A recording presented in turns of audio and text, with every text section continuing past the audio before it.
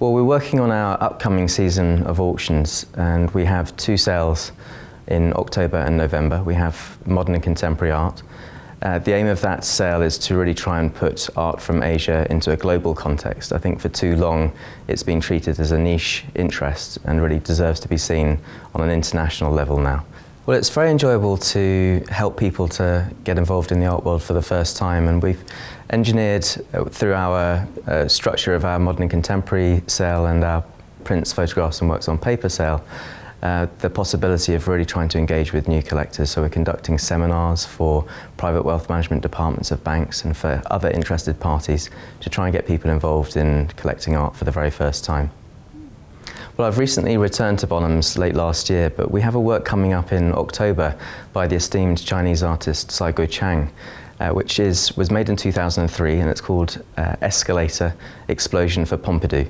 Saigo Chang makes his work using the medium of gunpowder and explosions, and it is an enormous work which measures around about 3 meters by 8 meters. Well, I think that it's very important to understand that art is transgressive. That's to say that art that provokes different kinds of feelings, negative feelings, fears of sadness or what have you, are just as important as works that make you feel happy. I think if one draws the comparison with cinema, for example, there are all different sorts of genres of cinema, from horror to thrillers to romantic comedy. And I think life would be very boring if the only kind of cinema that you had was romantic comedy. And I feel very much that way about art as well.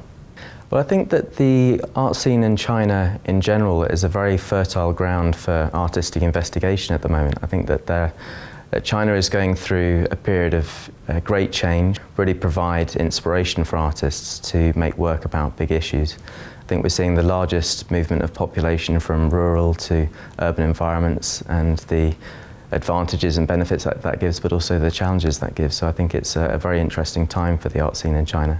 I collect in a very modest way. I wouldn't say I'm a collector, but I enjoy work, but I also get to see a lot of work through my career as well, and so owning art is not the absolute priority for me, but I very much enjoy the opportunity to be the temporary custodian of some really wonderful pieces.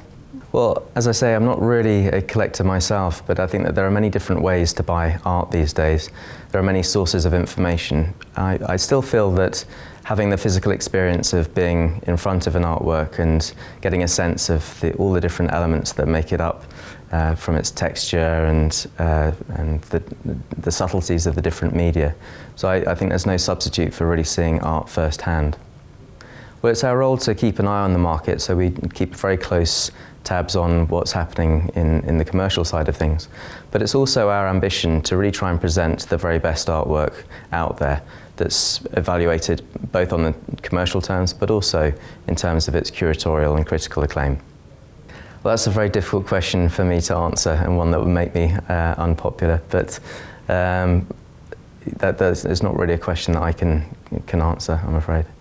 Well, I think everybody dreams to be an artist. Artists are really incredible beings, and I think that artists see the world slightly differently, and they're able to put up a fractured mirror to society and perhaps show people where they're going wrong or which way things are going.